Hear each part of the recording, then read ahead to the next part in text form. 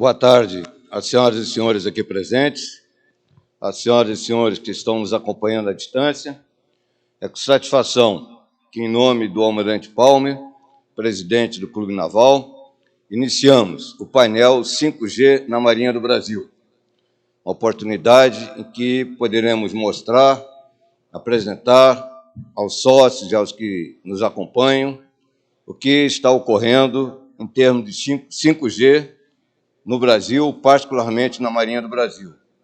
Desde já agradeço a presença do comandante Leite, a presença do comandante Braga, os painelistas, e o comandante Joel, coordenador do nosso grupo de interesse de ciência, tecnologia, engenharia, matemática e inovação, que vai ser o moderador do painel, e a quem eu passo a palavra.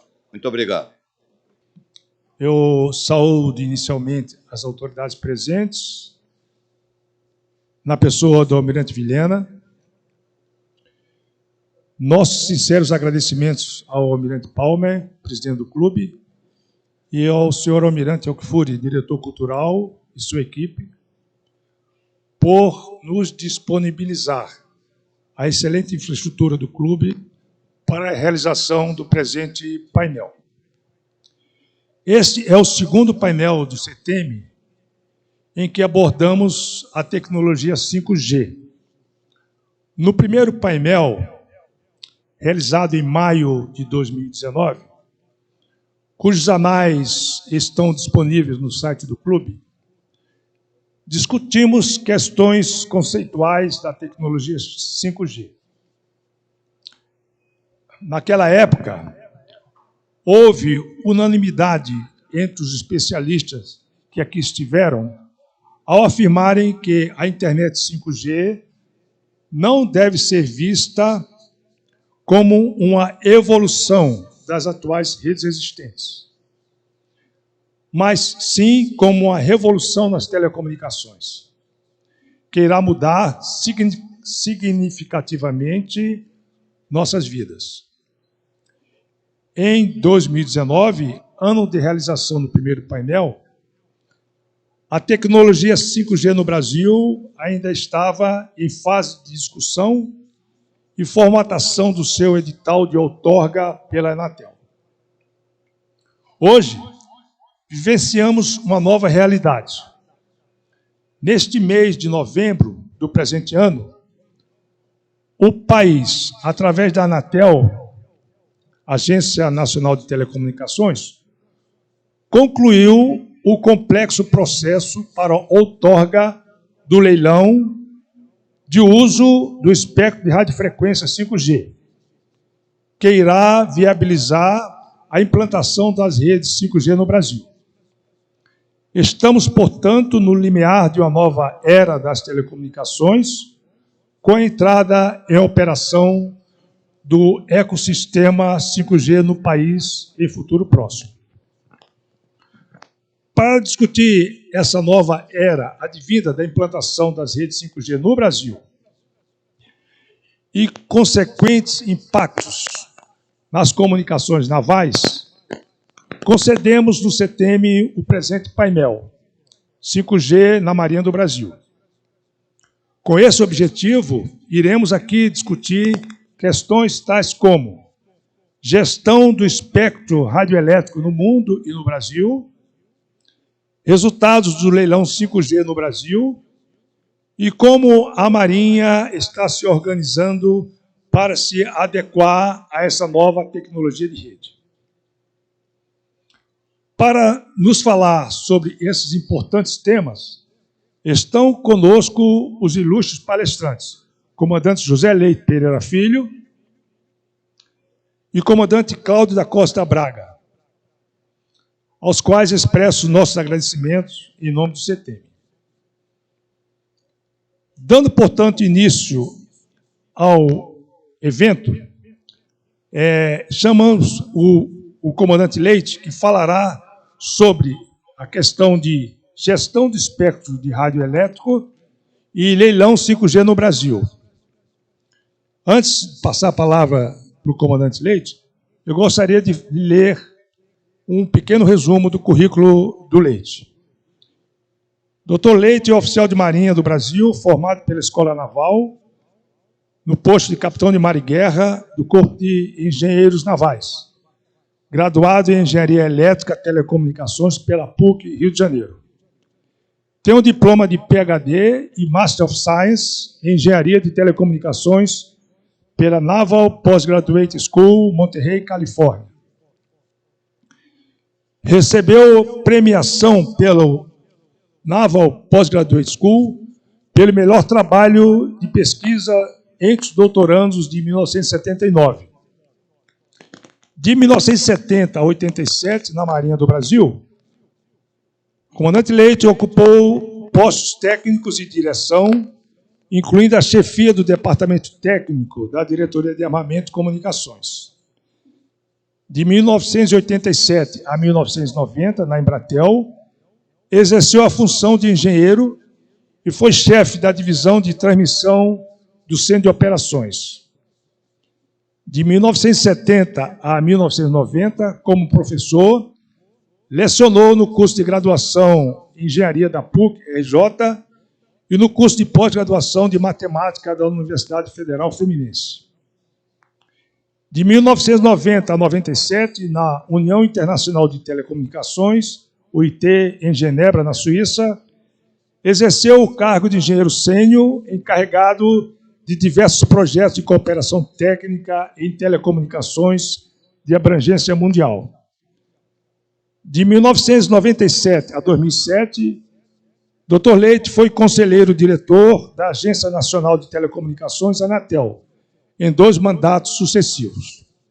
Atualmente, Dr. Leite exerce funções de professor e colaborador eventual da Universidade de Brasília e consultor de regulação em telecomunicações.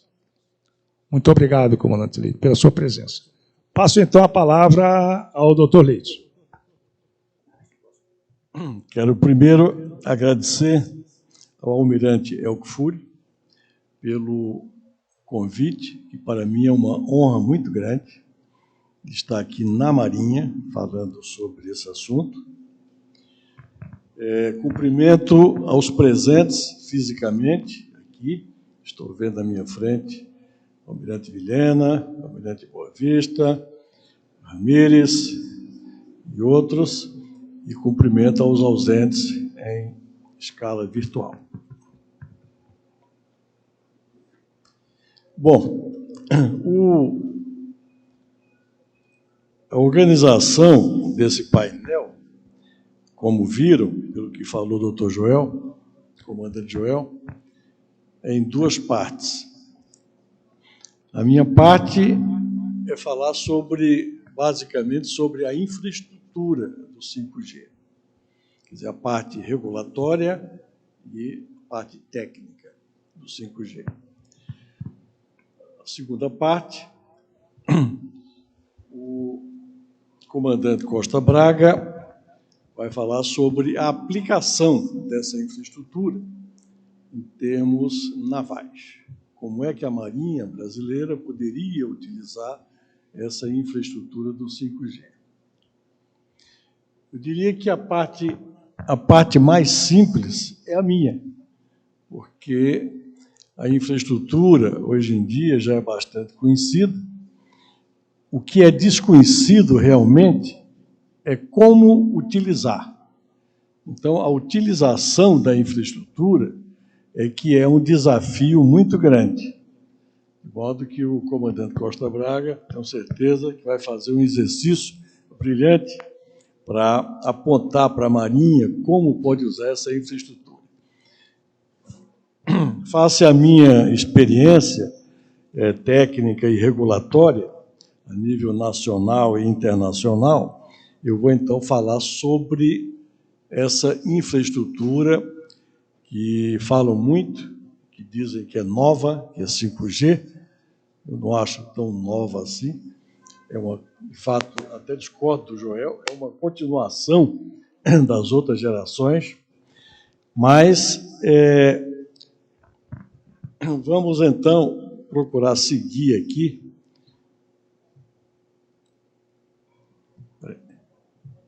Onde é que eu acho aqui? Ah, tá. Pronto.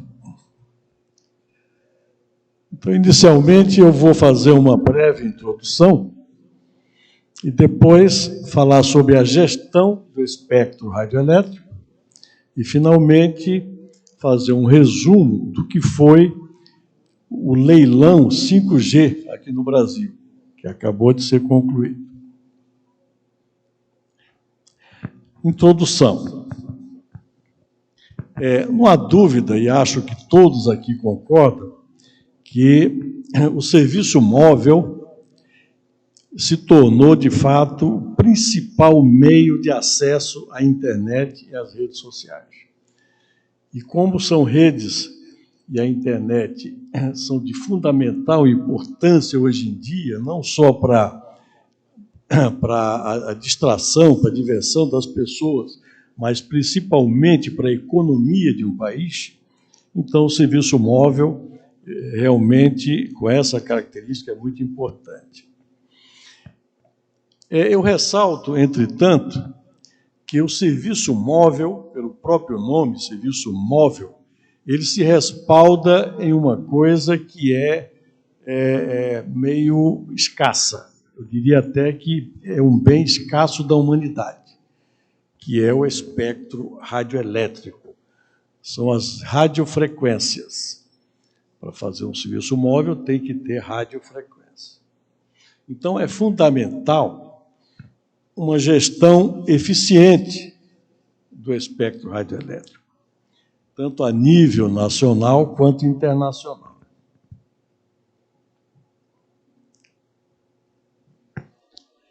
Então,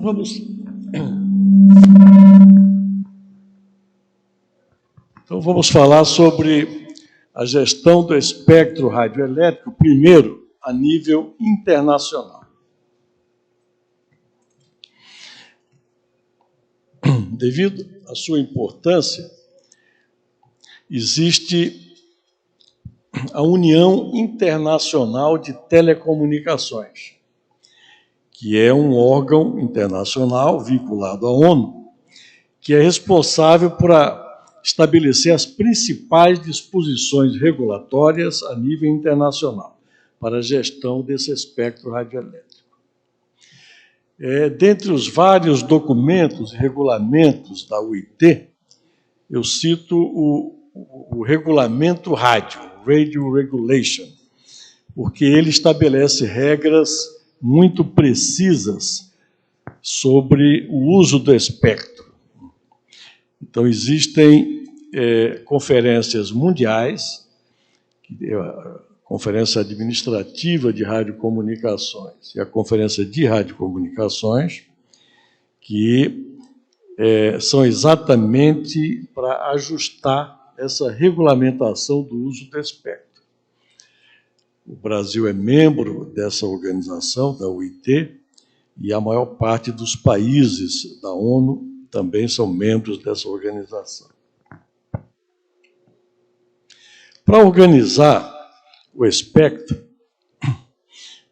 a UIT utiliza o que se chama atribuição, em inglês seria o allocation, que é uma definição de em que pode ser usado a radiofrequência.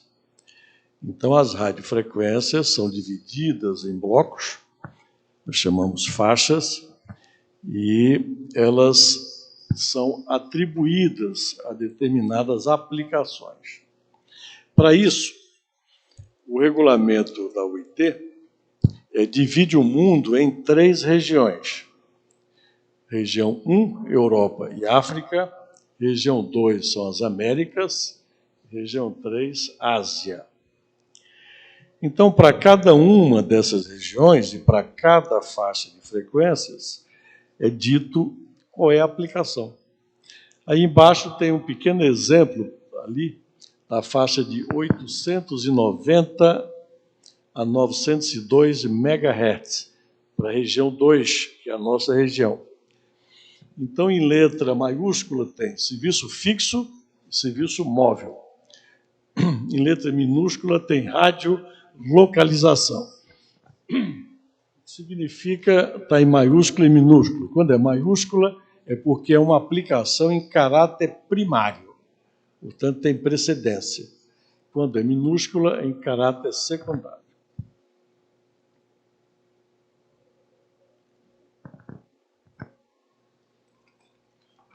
Bom, continuando,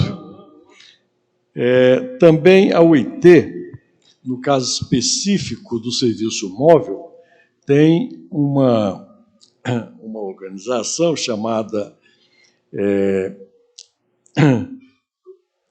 IMT, que é uma organização internacional de telecomunicações móveis, que essa é bem técnica e tem a participação não só dos países membros da UIT, mas também de organizações nacionais, internacionais, regionais, e assim como fabricantes de equipamentos e operadoras de telecomunicações e as próprias universidades participam também desse IMT. Esse IMT é o principal elemento de padronização das faixas de radiofrequências para o serviço móvel a nível mundial. Tem sido muito importante o IMT para definir, no caso específico aqui, as frequências do 5G.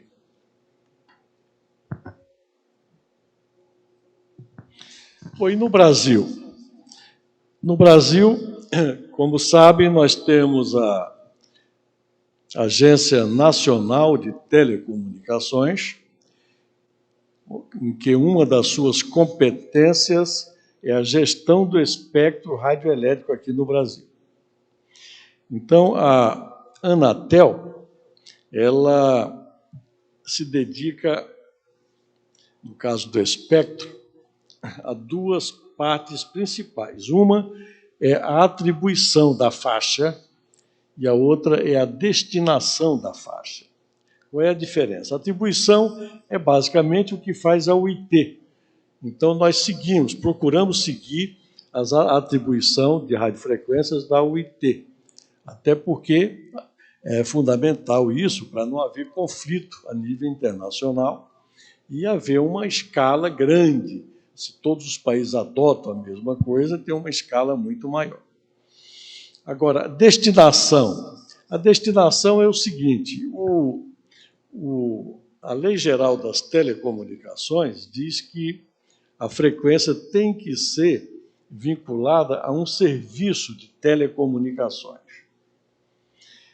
É o que nós chamamos de destinação. É destinado a atender a um determinado serviço de telecomunicações. Nós temos muitos serviços de telecomunicações, mas os mais importantes são, primeiro, o serviço móvel, chamado serviço móvel pessoal. Depois tem o serviço de comunicação multimídia, que é para dados, acesso à internet, etc. O serviço telefônico fixo comutado, é o nosso famoso telefone fixo, que já foi o mais importante de todos e hoje está relegado a um plano bastante secundário. E também o chamado SEAC, que é o serviço de radiodifusão, basicamente, serviço de televisão por assinatura. Tem outros serviços também, como o serviço móvel marítimo, etc., mas os mais importantes em volume são esses 4. Então, as faixas são destinadas ao serviço, cada faixa. E nessa destinação, ela é feita com 2 caráteres, 2 situações. Uma em caráter primário e outra em caráter secundário. Feito na UIT é a atribuição. Ou seja, o caráter primário significa que não pode haver interferência de alguém que utilize caráter secundário em quem está usando em caráter primário. Em caráter secundário, tem proteção, mas apenas quanto a outros que estão usando em caráter secundário também, mas não quanto a quem usa em caráter primário. Então, existe um trabalho grande de engenharia da Anatel para procurar evitar a interferência, que é um problema maior, bem escasso, que tem interferência, quer dizer, senão não funciona. Bom, ainda eu queria chamar a atenção sobre alguns pontos. Por exemplo, o mercado secundário do espectro radioelétrico. Isso é uma coisa que foi autorizada recentemente, em uma mudança na Lei Geral das Telecomunicações, porque antes a radiofrequência não podia ser vendida. Ela até havia já uma interpretação que ela podia ser alugada, termo técnico, a exploração industrial de meios, mas o fato é que a venda não. Mas agora foi modificada a Lei Geral das Telecomunicações e uma radiofrequência pode ser vendida. É o que se chama de mercado secundário do espectro. É o spectrum trade em inglês, que já se usa muito nos Estados Unidos, na Europa também, em vários países. No Brasil também agora é permitido isso. Isso tudo é para aumentar a eficiência no uso da radiofrequência, porque muitas vezes a empresa tem uma radiofrequência, mas em determinado local, por exemplo, uma cidadezinha do interior, ela não interessa para ela, porque para ela o que vale é o mercado. Então ela não vai investir ali, a não ser que seja obrigatório. Mas normalmente não é obrigatório. Mas a frequência está lá, é dela e fica inutilizada. Então, com isso, ela pode ou alugar ou vender para uma empresa menor. Outra mudança também que houve recentemente é que essa autorização para uso de radiofrequência era por 20 anos, por até 20 anos, não era obrigado a ser 20 anos, até na Anatel costuma dar 15 anos, mas que não podia ser renovada. Ela era uma vez só, era uma única vez. Agora pode ser renovado, sim. Evidente que tudo isso é pago, tem que pagar o valor de mercado, etc. Mas pode ser renovado. Porque chegamos à conclusão que seria um transtorno imenso ao acabar essa autorização de uso, a empresa tem que entrar numa nova licitação para fazer tudo de novo. Certamente, enquanto isso, os usuários iriam ficar sem falar, tá certo? Isso é uma dificuldade imensa. E a gente viu isso agora, porque já está chegando próximo desses 15 anos, tá certo? Algumas até já chegaram, então o problema apareceu.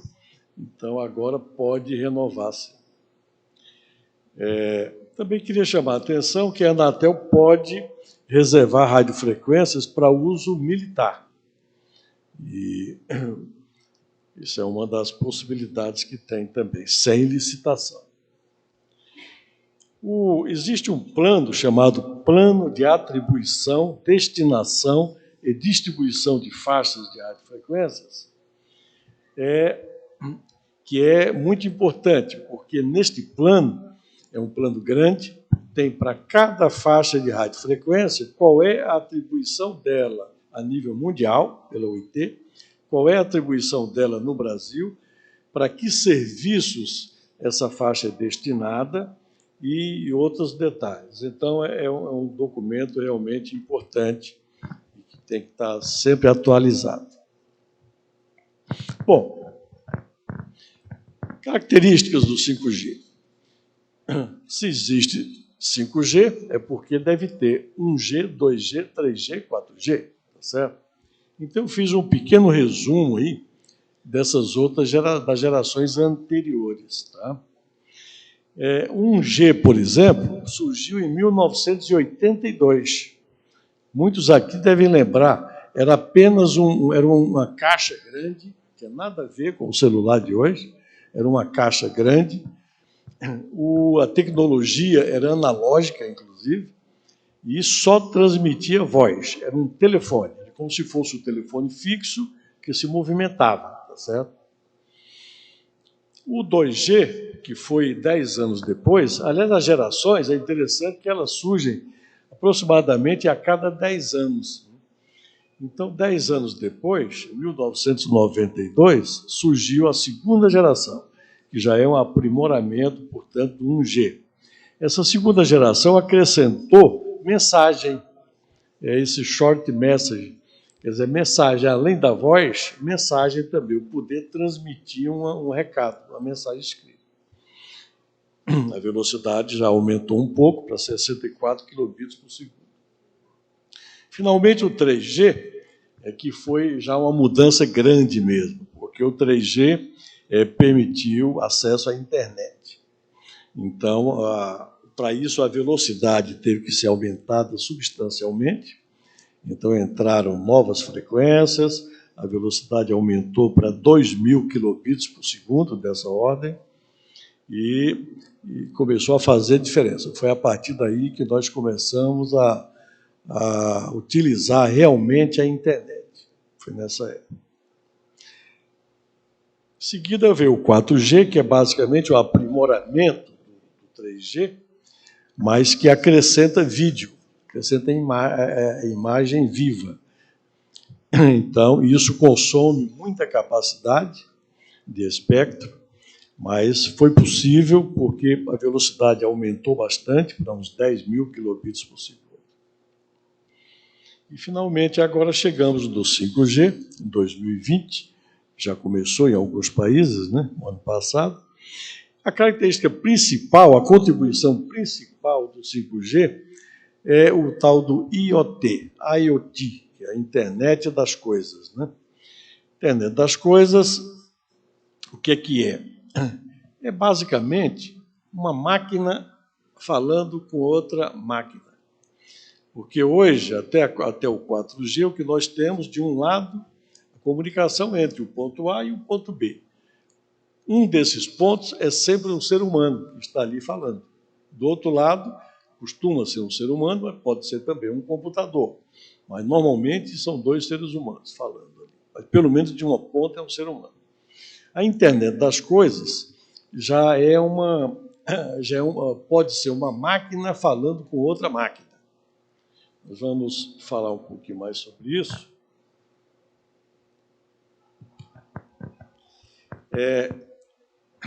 Resumindo, por que o 5G? Aonde é que o 5G é um aprimoramento em relação ao 4G? São três características. Uma é a velocidade. Essa ocorreu em todas as outras também. Toda vez que mudou de 1G para 2G, 3G, a velocidade ia sempre aumentando. Aqui também, sempre aumenta. E aqui aumenta substancialmente. Mas as outras duas são realmente intrínsecas ao 5G. É a latência. A latência, como nós sabemos, é uma resposta, é o tempo que leva para uma resposta a um impulso meu. Quer dizer, eu faço uma questão, então a resposta vem em um determinado tempo. E, para ter uma ideia, no 4G atual, por exemplo, a latência é da ordem de 50 milésimos do segundo. Isso é muito, porque o ser humano reage da ordem de 1 milésimo do segundo. E precisa ser igual ao ser humano. No 5G, a latência vai ser da ordem de 2, podendo chegar a 1 milissegundos. Então, isso é uma diferença fundamental e é isso que habilita a implementação de muitas aplicações da internet das coisas, uma máquina falando com a outra. Porque não pode, por exemplo, numa fábrica, se eu quiser fazer uma linha de montagem só com máquina, sem ter o ser humano presente, que é perfeitamente viável hoje em dia, não pode haver um retardo grande quando a máquina deu o comando para outra, tem que ser uma coisa muito rápida. E outra é a velocidade, que eu já falei. A velocidade é muito mais rápida. A velocidade do 5G ela tem o potencial de oferecer uma velocidade 100 vezes mais rápida do que o 4G. Então, realmente, é uma mudança muito grande. Estima-se que o valor máximo da velocidade de transmissão de dados, por exemplo, seria da ordem de 20 gigabits por segundo. Quer dizer, giga significa 1000 mega, 1 mega significa 1000 quilos, então é 20 milhões de kilobits por segundo. Quer dizer, uma velocidade muito grande realmente. Quer dizer, pode chegar nesse ponto. Entretanto, é importante saber que são várias frequências. O 5G tem frequência baixa, de 700 MHz, tem frequência de 2.300, tem frequência de 3.500 e tem frequência de 26 GB.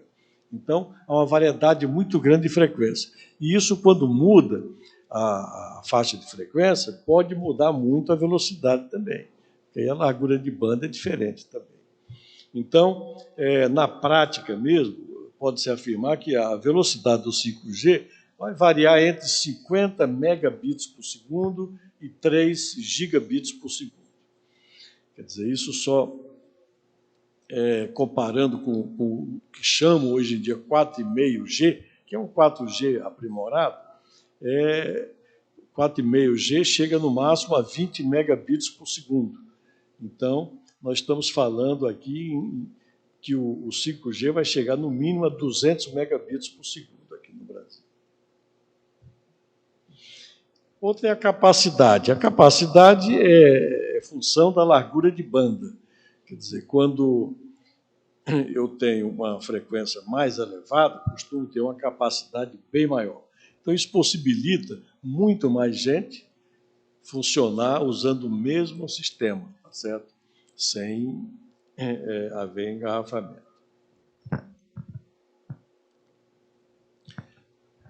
Bom, vamos então fazer o resumo aqui do... Só tenho mais 5 minutos? Vamos lá, então. Um resumo aqui do 5G. O que é que foi licitado para o 5G?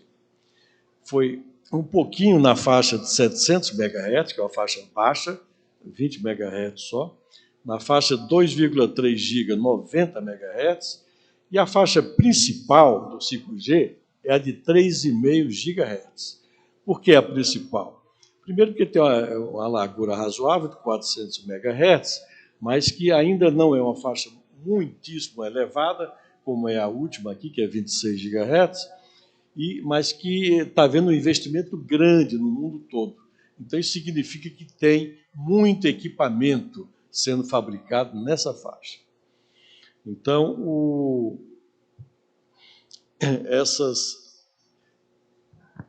esse total, veja o total aí, por exemplo. O total de banda, de largura de banda que foi vendida, 3.710 MHz. Quer dizer, uma quantidade enorme se comparar com o que havia, com o que há atualmente até o 4G. Quem é que comprou? Basicamente, as 3 grandes operadoras, quer dizer, a Vivo, a Claro e a TIM, elas compraram a maior parte, é evidente.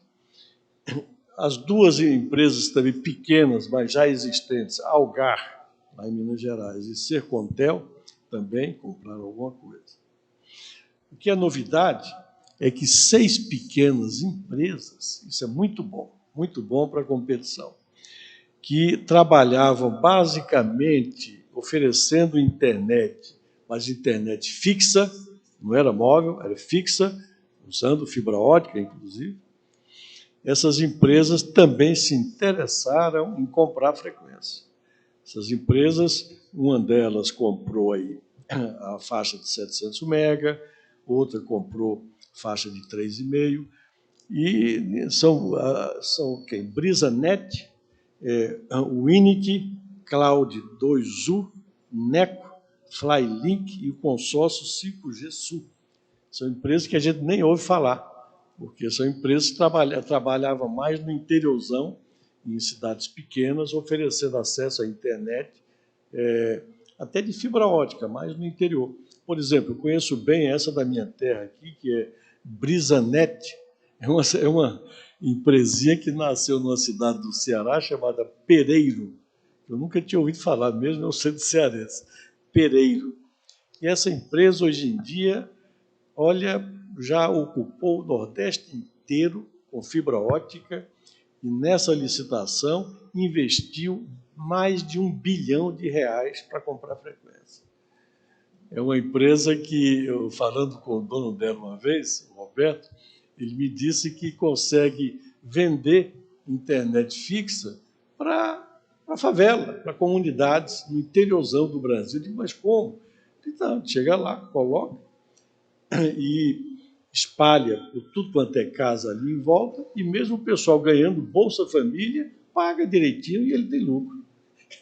É o tipo do negócio que uma empresa grande não se mete de jeito nenhum. Só empresa pequena mesmo. Bom, sei que meu tempo acabou, né, João? Eu vou só dar uma corrida rápida aqui no resultado. Aqui, tá? Então, 700 mega ganhou essa empresinha, o Init, e pagou um ágio razoável aí de 1,4 bilhões, 2,3 gigahertz. Várias concorreram aí, ganharam, compraram frequência, Claro, BrisaNet, BrisaNet também comprou, Claro, Telefônica, etc. Um ágio de 1,5 bilhão. 2,3 gigahertz também, já uma faixa um pouco menor, 40 megahertz, também foi vendida. Essa deu um ágio um pouco menor. E a faixa mais importante, que é a faixa de 3,5 gigahertz, tem frequências a nível nacional e pode ser também comprada a nível regional. Então, as três grandes, Claro, Vivo e TIM, infelizmente a Oi não está mais aí no mercado, Claro, Vivo e TIM, elas compraram, cada uma delas, do total de 400 megahertz que tem essa faixa, cada uma comprou 100 megahertz. Então, isso vai ser a faixa mais importante do 5G. E também, essa faixa é vendida também a nível regional, e algumas empresas, essa eu já citei, por exemplo, a BrisaNet ali, além da Sercontel e das outras, a BrisaNet comprou todo o Nordeste e o Centro-Oeste, e pagou 1,3 bilhões por essa faixa. Então, para uma empresa pequena, realmente é impressionante. E, finalmente, essa última faixa, que é 26 GHz, que essa vai ser um chuveirinho, porque é tal coisa, é uma frequência tão elevada que ela não faz uma cobertura assim feita as outras, que são baixas, né? Transmitida, ela é proporcional ao quadrado do valor da frequência. Então, por exemplo, 26 GHz, comparando isso com, digamos, com a frequência aí de 3, a de 3,5 giga, por exemplo, ela vai ser o quê? Umas 8 vezes maior, né? Então, 64 vezes maior a sua atenuação. Então, é por isso que é importante essa faixa alta, mas tem que haver muita imaginação dos usuários de como utilizar, porque o uso dela é quase feito um Wi-Fi desse, é local. E o feixe muito estreito, né? Mas tem muita faixa. Quanto maior for a frequência, maior a faixa. Então, é interessante aqui, só para mostrar que duas empresas pequenas ali, Neco e Flylink, também compraram essa faixa de 26 GB. Bom, estou acabando, viu, Júlio? Total, 47,2 bilhões de reais. Agora, vejam, isso não é dinheiro cash. Esse dinheiro é dividido em duas partes. Uma parte é cash, que vai para o Tesouro Nacional, é o que a gente chama de preço mínimo.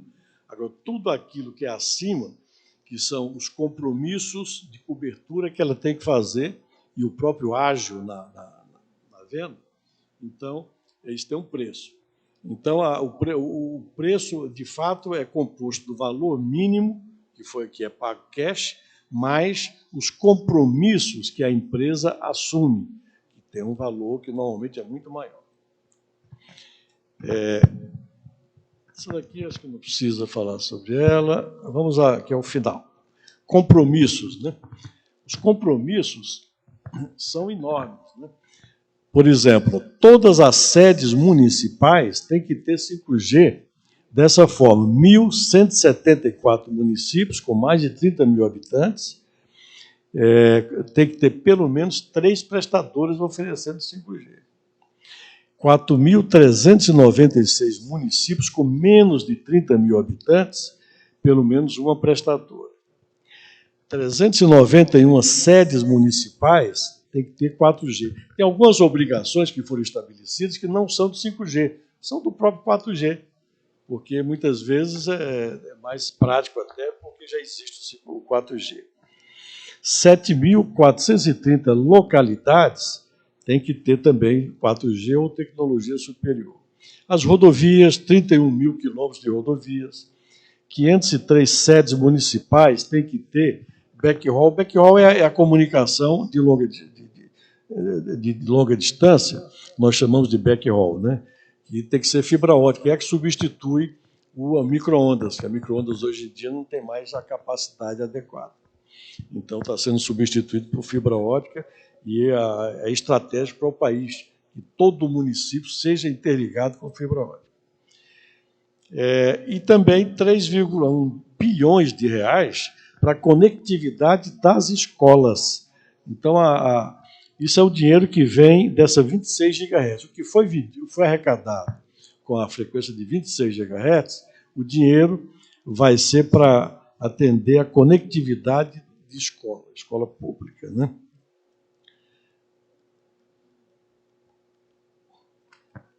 Bom, finalmente, outros compromissos que também existem.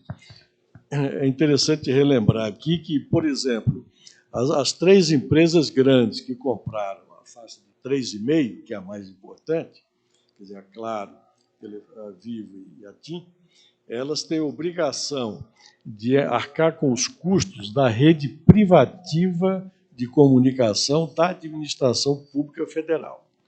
Como sabem, foi criada uma rede, quer dizer, vai ser criado, ou se já existe, será aprimorada, tá certo? Com os custos bancados por essas empresas. Então, é até um ponto que eu acho que é muito importante a Marinha, os militares pensarem nisso, porque isso está ainda pouco especificado, está meio no ar. Que tem o dinheiro, agora exatamente o que é que vai fazer, isso tem que ser definido. Assim como também o programa de implantação do programa de Amazônia Integrada e Sustentável. Basicamente é colocar fibra ótica, mas nos rios, feito fosse um cabo submarino. As comunicações internacionais, os continentes são interligados por fibra ótica, cabo submarino. E lá também nada impede que seja feito pelo rio. É mais barato, mais interessante também. Então, esse programa, basicamente, para isso, pago por essas empresas. E também um detalhe, é quem recebe televisão por satélite, essa televisão gratuita, que surgiu do nada aqui no Brasil, pouca gente sabe a origem disso. Mas o fato é que nós podemos, quem mora no interiorzão, então, recebe televisão por satélite e é de graça aqui. Basta comprar o equipamento, né? E agora, para ter essa banda de 3,5 GHz livre, esses 400 MB livre para o 5G, foi necessário deslocar essa frequência desse satélite da banda C para a banda KU. Em suma, quem recebe televisão por satélite tem que fazer essa mudança. Isso significa comprar um kit que estão chamando de kit banda KU. Aí troca e pronto, fica funcionando do mesmo jeito. Joel, desculpe ter passado o tempo, principalmente Costa Braga, desculpe. Muito obrigado. Gostaria de agradecer ao comandante Leite pela excelente palestra. E muito obrigado, comandante. Muito bom. E convidar o comandante Cláudio Costa Braga para nos falar sobre 5G na Marinha e seu planejamento de implantação. O comandante Costa Braga, ele é capitão de mar e guerra da reserva do Corpo da Armada. É membro titular do Instituto de Geografia e História Militar do Brasil. Possui vários livros publicados. É autor da letra Canção das Comunicações Navais. Desde 2001, o comandante Braga exerce a função de superintendente de sistemas de comunicações da Marinha e é o atual gerente do projeto 5G na Marinha, pela DCTIM. Passo, então, a palavra, com muito prazer, ao comandante Costa Braga. Boa tarde a todos. Primeiramente, eu gostaria de agradecer ao almirante Alquifuri e também ao comandante Joel pela satisfação que está me dando de estar presente aqui e poder falar alguma coisa sobre 5G na Marinha do Brasil. E agradecer também aos antigos chefes aqui presentes, pessoal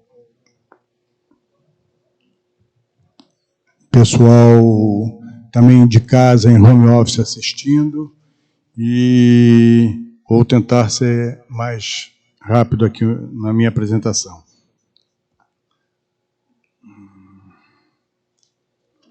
Bem, a gente observou com a apresentação do conselheiro Leite de quantas maravilhas o espectro eletromagnético tem proporcionado a nossas vidas. Quantas aplicações inteligentes em diversos setores e atividades do ser humano.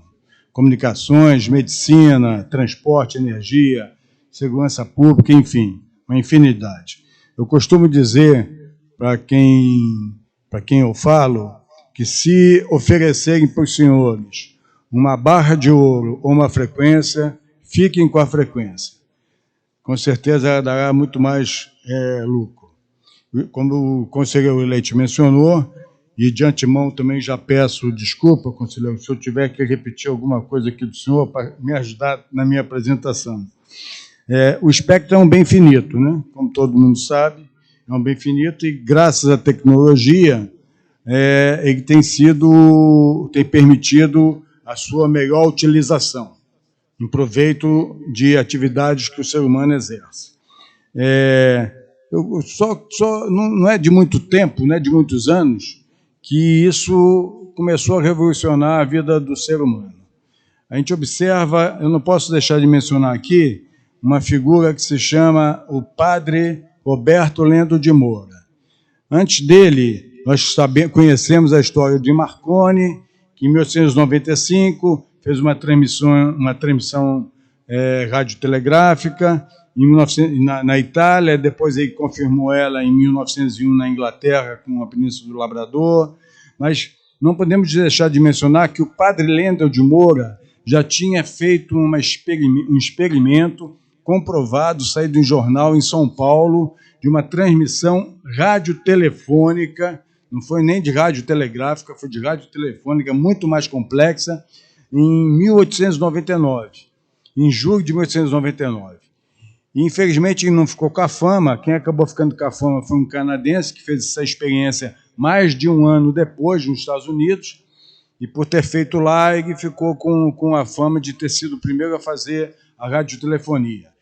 Vai destacar o seguinte: o padre Lendo de Moura, ele era gaúcho, morava em São Paulo, estudou na Itália, e ele se dedicava a essa ciência.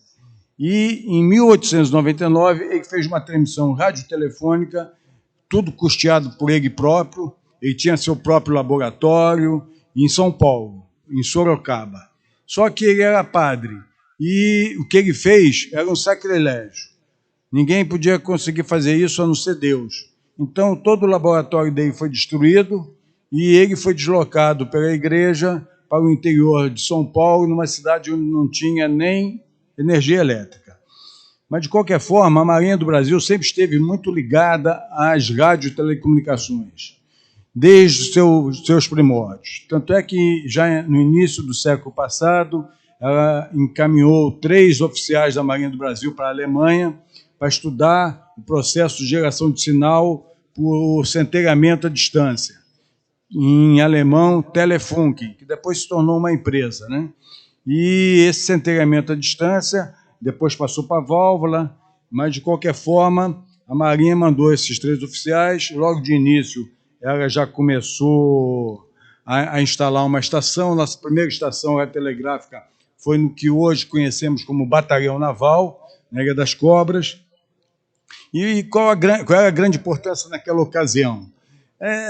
As radiocomunicações iriam mudar sensivelmente os conceitos de guerra naval.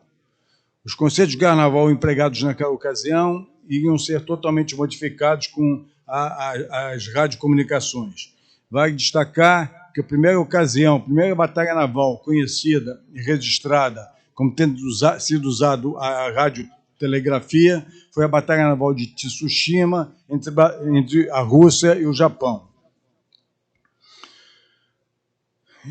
Nós tivemos no Aquidaban um navio ícone nosso que afundou ali na enseada de Angra dos Reis. Ele estava, na ocasião, fazendo teste de radiocomunicações. Nós iniciamos com CW, radiotelegrafia, depois veio radiotelefonia, nós tivemos o Telex, tivemos a CTX-MB, que ficava no prédio do Almirante Tamandaré, no 7º andar, o pessoal mais antigo conhece bem. Tivemos a Recim, a rede de dados, Retelma, internet, intranet. E dentro dessa sequência toda, nós não podemos deixar de mencionar, por exemplo, o Almirante Moraes Rego, que é o nosso patrono das comunicações navais, que muitos acreditavam ser hidrógrafo, e não era, ele era de comunicações, e passou a vida dele toda nas radiocomunicações. Nós tivemos no CETUC também, o CETUC foi fundado por um oficial da Marinha. O CETUC foi fundado por um oficial da Marinha. Nós tivemos o ministro Euclides Contes de Oliveira, também ministro das Comunicações. Esses todos foram pessoas que deram um salto nas comunicações no Brasil, não só na Marinha. E, sem bajular, nós tivemos também aqui o conselheiro Leite, que passou 10 anos na Anatel, inclusive dobrando o seu período da Anatel de 5 anos. Um detalhe, conselheiros da Anatel, um fica 1, outro 2, outro 3, outro 4, outro 5. O conselheiro Leite ficou 5 e dobrou mais 5 anos. Isso tudo foi um esforço muito grande, mostra para todos que a Marinha sempre esteve muito ligada à geração do espectro eletromagnético. No momento, hoje, nós temos a diretoria, a minha diretoria que eu trabalho, é onde que gerencia os espectros eletromagnéticos da Marinha, de interesse da Marinha. Como o conselheiro falou, existe um artigo na Lei Geral das Telecomunicações que estabelece que as Forças Armadas podem ter atribuídas não, na verdade o conceito é atribuição, destinação e distribuição. Ela pode ter a destinação de frequências para fins exclusivamente militar. Isso aí faz com que as Forças Armadas tenham essas frequências próprias para ela, conforme as nossas tarefas nos obrigam a ter. É costume a gente, nas nossas reuniões, a gente mencionar as Forças Armadas têm uma necessidade diferente de uso do espectro eletromagnético. Tem, isso é verdade. Nossos tipos de operações são variados, de grande monta, e a gente precisa de ter espectro eletromagnético para fins exclusivamente militar. Essa tem sido a nossa defesa, junto às reuniões com a Anatel, que, por acaso, nos ajuda bastante. A Anatel tem tido uma contribuição muito grande para os nossos interesses na parte de gerenciamento de radiofrequência. Bem, e, continuando, a gente viu as maravilhosas, têm sido as descobertas e as invenções que a mente humana tem conquistado e proporcionado para a vida das pessoas, com o uso do espectro eletromagnético. Podemos até nos questionarmos até onde os seres humanos vão evoluir e se chegaremos algum dia a comunicações telepáticas, de mente para mente, entre os seres humanos. Mas, dando continuidade aqui à minha apresentação, eu pretendo seguir esse sumário, uma introdução, que eu já fiz, um histórico das radiocomunicações, uma evolução das radiocomunicações de serviço móvel sem fio, tá? E nós estamos falando aqui de radiocomunicações móveis sem fio, tá? O que é o 5G? Eu vou pedir desculpa mais uma vez ao conselheiro Leite, pelo fato de eu talvez repita alguma coisa, mas eu vou passar bem rápida. Áreas de aplicação, vulnerabilidades, dificuldades de implementação, 5G no Brasil, 5G na AMB, padrões de comunicações móveis em meios navais de superfície, o que a IMO, a IALA e os Estados Unidos já se manifestaram, e também uma conclusão, uma rápida conclusão.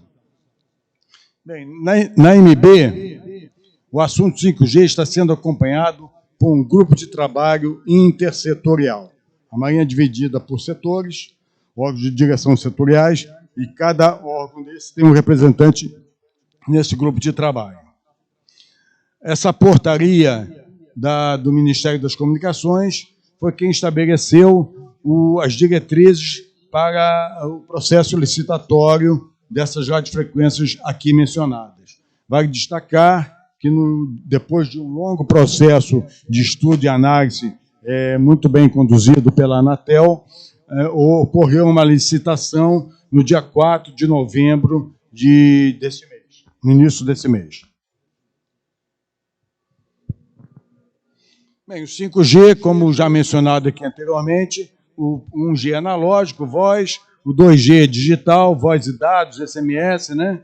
O 3G já foi para digital, com acesso à internet, o 4G IP, com vídeo, etc. Depois teve o 4G LTE, e no momento nós estamos passando por uma transição híbrida, autorizada pela Anatel, que seria o 5G DSS, com compartilhamento dinâmico do espectro. Tá? É o uso de frequências do 4G, alguns recursos do 4G com algumas tecnologias do 5G. E a Anatel definiu que no Brasil seria aplicada o 5G, que a gente chama de 5G puro, tá? Que é o 5G standalone, conforme estabelecido por essa instituição, que é o 3GPP. Tá? O 3GPP estabeleceu os requisitos para o 5G puro, que é chamado standalone. O que é o 5G? A quinta geração é mais do que um salto tecnológico em relação ao 4G. Representa uma transformação de forma como a telefonia móvel será utilizada pela sociedade. Isso é um termo padrão, existe variações nessa definição que também são aceitas no meio acadêmico.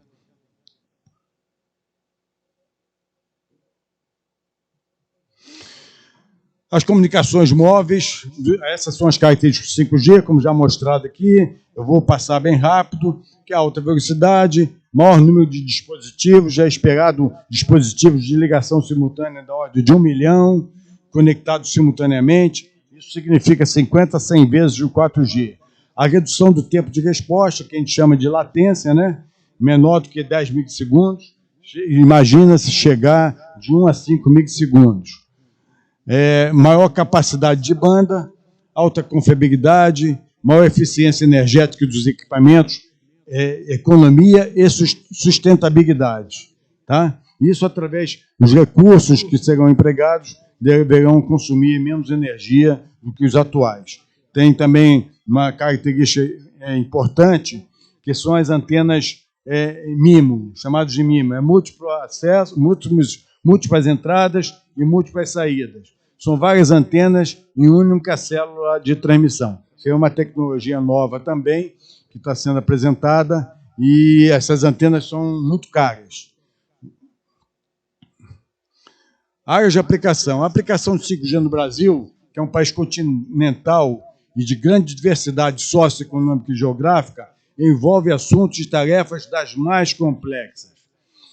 Muitos modelos de negócios, 4 faixas de licitação, a ferramenta de precificação, isso tudo envolveu um trabalho, com certeza, muito difícil, conduzido pela Anatel.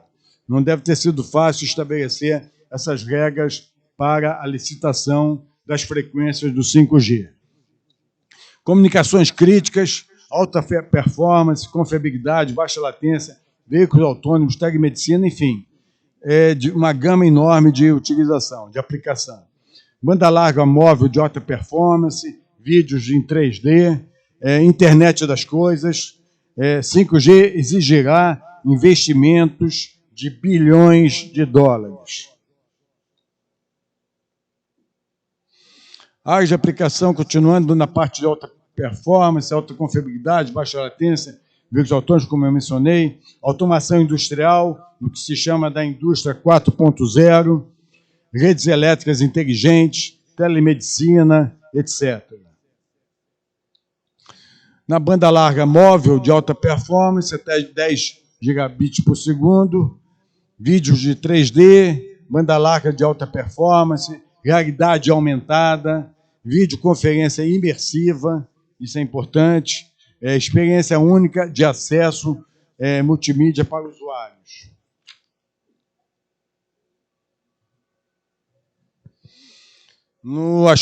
Na aplicação de internet das coisas, uma das maiores expectativas é a capacidade de implementar a internet das coisas em todas as suas funcionalidades. Maior alta densidade de conexões, como eu mencionei, é esperado 1 milhão de conexões, maior cobertura de rede, cidades inteligentes, logística inteligente, automação da agricultura, telemedicina. Vulnerabilidades que se observa, muitas dessas coisas do 5G não se conhece plenamente, tá? Não se conhece totalmente. Pelo menos no meu nível não se conhece totalmente. Mas existem falhas intencionais de segurança cibernética nos equipamentos, espionagem cibernética, segurança nacional, não há parceiros, equipamentos confiáveis, falta de transparência, questões políticas, econômicas e ideológicas envolvidas. O 5G, ele com certeza ampliará a superfície de ataque, grande quantidade de dispositivos, tá? Ele virá com uma camada de segurança também bem grande, mas também pela sua capilaridade, pelo volume de utilizadores, com certeza vai ampliar a superfície de ataque na parte de guerra cibernética. E o que importa para a gente é a regulamentação que proteja os interesses da Marinha do Brasil. Esse é um aspecto que é o foco desse nosso grupo. Dificuldades na implementação que foram já observadas. Interferência com o serviço de satélite de banda C. Essas TVs abertas por satélite, definidas como TVRO, que elas operam numa faixa de banda estendida, na faixa de 3.6, que é uma faixa que foi determinada pela Anatel para aplicação no 5G. A faixa de 3.5, como é definida 3.5, ela envolve de 3.3 até 3.7. Tá? Não é toda a faixa. Não é toda a faixa. São segmentos dessa faixa, como o conselheiro Leite já apresentou aqui.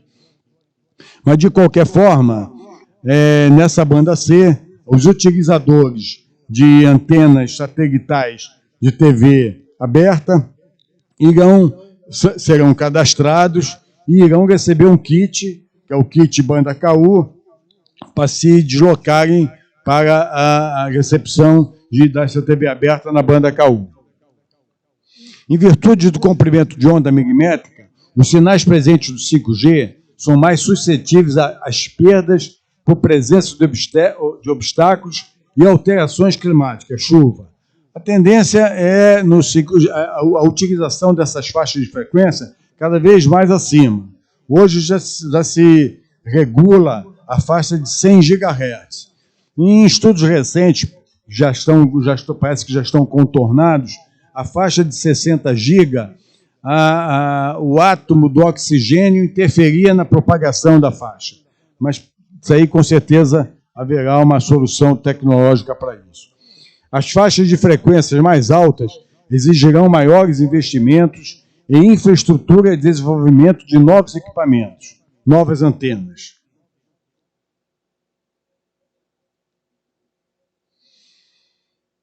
Trata não só do 5G, mas também do 4G e outros assuntos, no caso que eu mencionei da TVRO.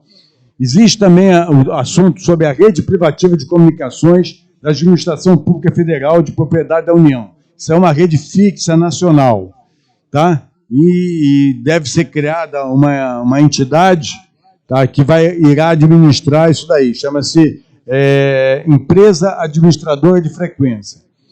Tem também a implementação do 5G no Brasil, está previsto que seja até dia 31 de julho do ano que vem nas capitais e Distrito Federal.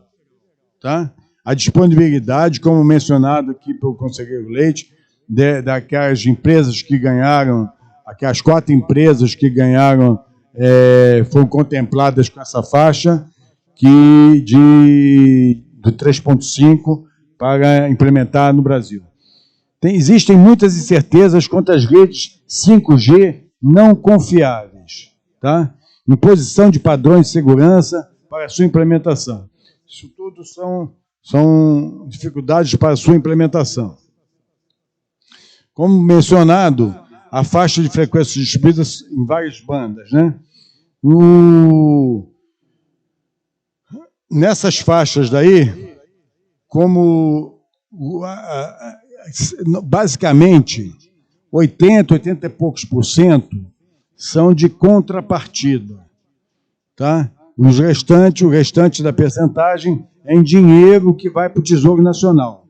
Mas, de qualquer forma, nessas contrapartidas, quem adquiriu a outorga da faixa de 700 MHz deverá cobrir uma faixa de 31 mil quilômetros de rodovias e conexão de 625 localidades que hoje não possuem o 4G. Tá? Aqui está faltando 625 localidades, com essa definição de localidade, não é município, é localidade. Na faixa de 2.3 GHz, que vai de 2.3 até 2.7, na faixa de 3.5, mais na frente eu vou mencionar isso daí com mais cuidado. Na faixa de 3.5, quem ganhou essa faixa, quem foi contemplado com essa faixa no leilão, terá também algumas contrapartidas, que eu vou mostrar mais na frente. E a faixa de 26 GHz, que foi a contrapartida que foi recentemente incluída, que foi a contrapartida de contemplar as escolas de primeiro grau. Tá? Escolas de primeiro grau deverão ser contempladas, são bastante escolas, na faixa, se não me engano, de 10 mil escolas, deverão ser contempladas com acesso à internet.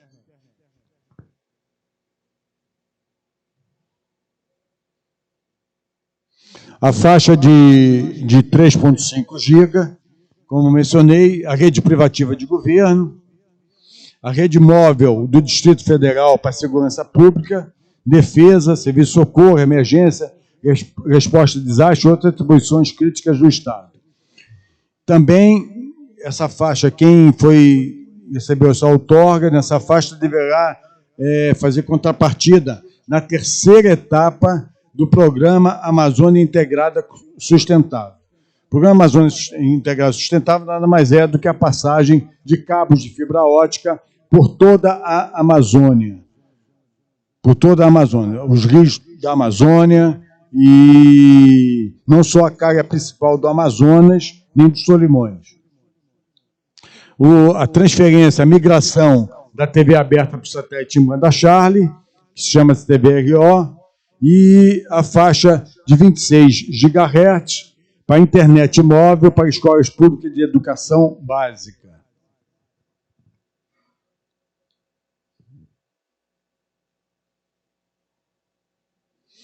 Na MB, foi criado um grupo de estudo exclusivo e dedicado para acompanhar o desenvolvimento, implementação e demais assuntos sobre 5G, tanto em nível internacional como nacional, em especial os afetos à área marítima naval. O estabelecimento de um GT intersetorial para acompanhar o assunto, não há impacto nas frequências da MB, isso aí vai destacar. As frequências que a Marinha possui de fisicamente militar não terão nenhum impacto.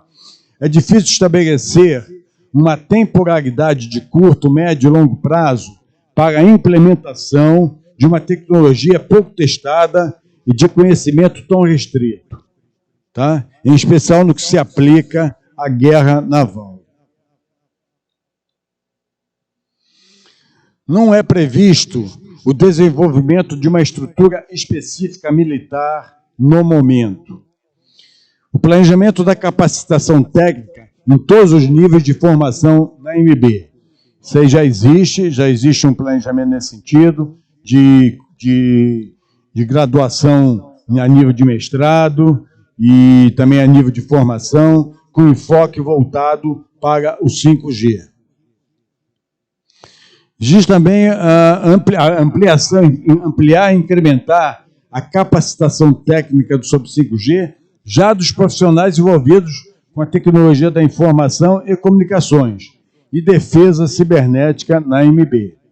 Tá? Já está sendo conduzido um estudo desse sentido, em termos de se alterar currículo, enfim, formação em todos os níveis, de praça até oficiais.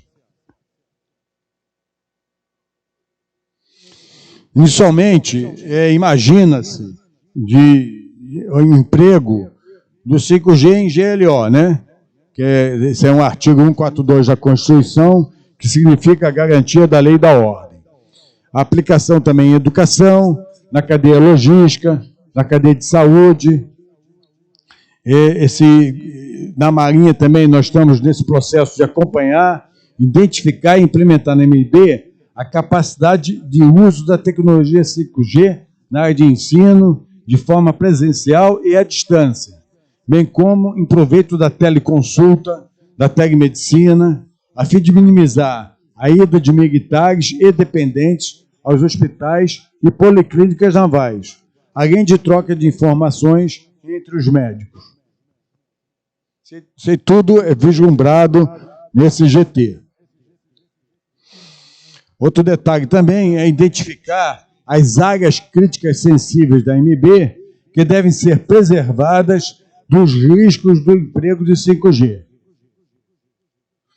Orientar as representações da MB no exterior quanto ao aspecto de segurança cibernética, quanto da aquisição de material e serviços que empregam a tecnologia 5G.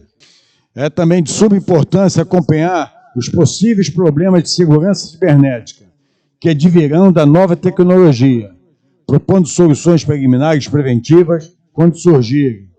Acompanhar em estreito grau de relacionamento com instituições nacionais, Anatel, internacionais, UIT, as normas e regulamentos sobre 5G, a fim de evitar a promulgação de documentação que possa não ser do interesse da MB. A MB está também acompanhando a problemática do assunto guerra cibernética na implementação da tecnologia 5G, a fim de mitigar os riscos que, porventura, possam ocorrer. Em termos de primeira abordagem do assunto, a gente observou que o emprego da rede 5G em meios de superfície naval, no momento, é inexequível. São altas frequências, a área de cobertura, enfim, baixa aceitabilidade. Então, a necessidade de elevado número de estações radiobase, a impossibilidade de conexão e repetição em internavios, grande atenuação em anteparas metálicas, inexistência de dispositivos móveis adequados. Essa é uma primeira abordagem por nós realizada. Essa também é uma outra observação que nós estamos considerando. Esses itens aí apresentados. Um detalhe que vale a pena mencionar é a respeito dessa visão dessas duas instituições internacionais ligadas à área marítima, quanto ao uso do 5G no domínio marítimo. Tá? Essas instituições também estão estudando esse assunto e se vislumbra a possibilidade para o auxílio à navegação, monitoramento remoto de Aid to Navigation e sistemas de suporte, coleta e disseminação de dados meteorológicos e de sensores hidrográficos, a conexão de vários sensores remotos que exijam alta largura de banda, baixa latência, como câmeras remotas de CFTV, estações costeiras de VHF, em voz, AIS, que é o Automatic Identification System, e o H2 Navigation. E também a divulgação da série S10 de serviços pela Centro de Hidrografia da Marinha. Podemos dizer que o Departamento de Defesa dos Estados Unidos já se pronunciou no sentido de acompanhar a implementação do 5G, observando a demanda civil. Consta em sua página na internet a implementação em fase experimental em algumas bases navais de sistemas e equipamentos da primeira fase do 5G, visando a viabilidade, aplicabilidade, acessibilidade 5G em operações para maior prontidão e eficiência. Do ponto de vista militar, esta tecnologia pode melhorar sistemas de inteligência, vigilância e reconhecimento, possibilitar novos modelos de comando e controle e agilizar o sistema de logística, aumentando sua eficiência, entre outros. Eu posso mencionar que os Estados Unidos selecionou 15 bases espalhadas pelo mundo e pelo seu país, onde que cada base ficou com uma certa responsabilidade. A base de Rio, em Utah, da Força Aérea, é um projeto dinâmico de compartilhamento do espectro. Na base naval de San Diego, da Marinha, sistemas de armazenamento inteligente com 5G. Está sendo acompanhado por essa base, a área da área logística, em apoio aos navios no mar.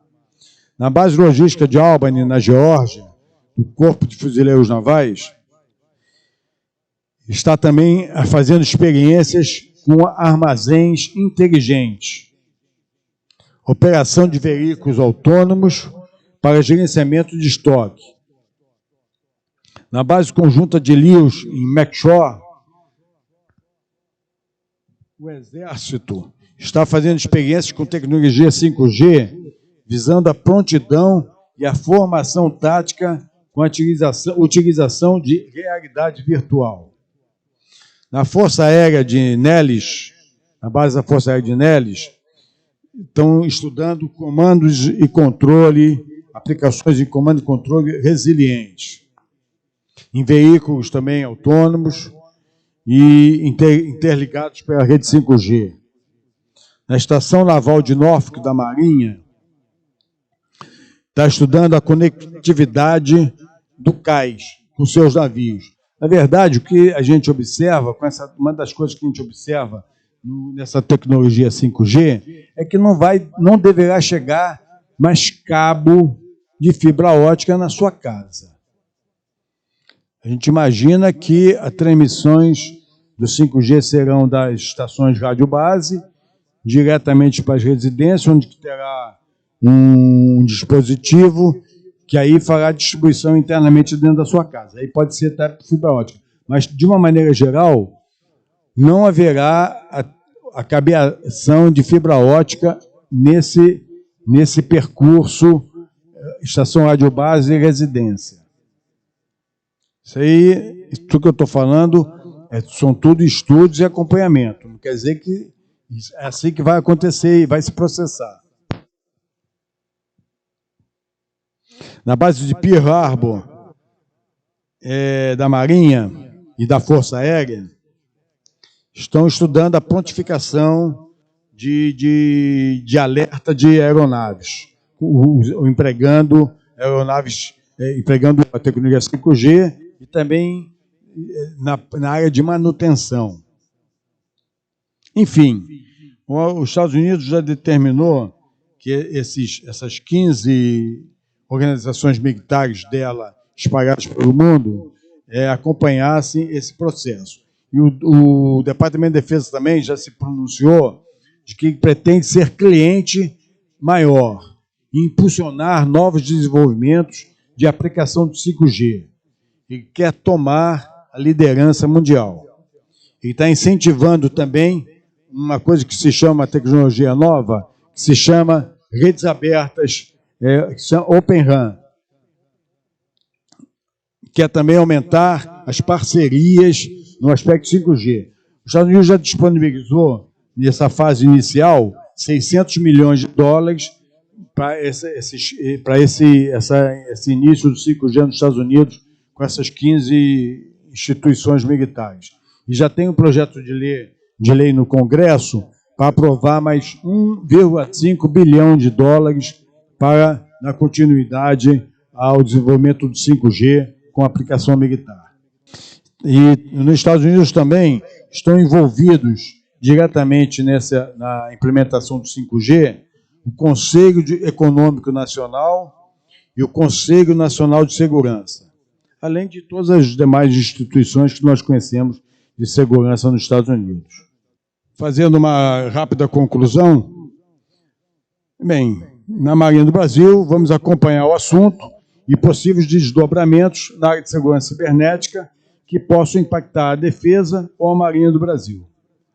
Nós temos esses dois grupos de trabalho que a Marinha participa, de interesse de radiofrequência, de atribuição, destinação e distribuição de radiofrequência. Um é junto com o Ministério da Defesa e outro junto com a Anatel. Observa-se muita cautela no trato do 5G pelos países. A segurança cibernética na base industrial de defesa, radiosoftware, em especial nos sistemas de armas. E garantia da segurança dos sistemas e infraestruturas dedicadas. E assim, eu dou por fim a minha apresentação. Braga, muito obrigado pela sua brilhante exposição. Bom, nós iniciaríamos agora a fase de debate, a fase rica de perguntas. Eu já tenho aqui comigo são 11 perguntas que a nós chegaram através do grupo lá do CETEM e pediram para encaminhar as perguntas. A questão é o time, né? Quer dizer, eu acho que nós estamos finalizando, né, Almirante? 5 minutos? Então, se me permite, eu vou endereçar uma pergunta a cada um, tá certo? E se os senhores quiserem fazer perguntas a mais, por favor, nos encaminhem, que eu farei chegar aos ilustres palestrantes para depois, no outro momento, responder. Ok, Almirante? Primeiro, comandante Leite. Comandante Leite, quem arcará com os custos de migração da banda C para a banda KU no serviço gratuito de recepção de TV via satélite? Ou seja, quem pagará? Será o usuário ou o detentor da outorga?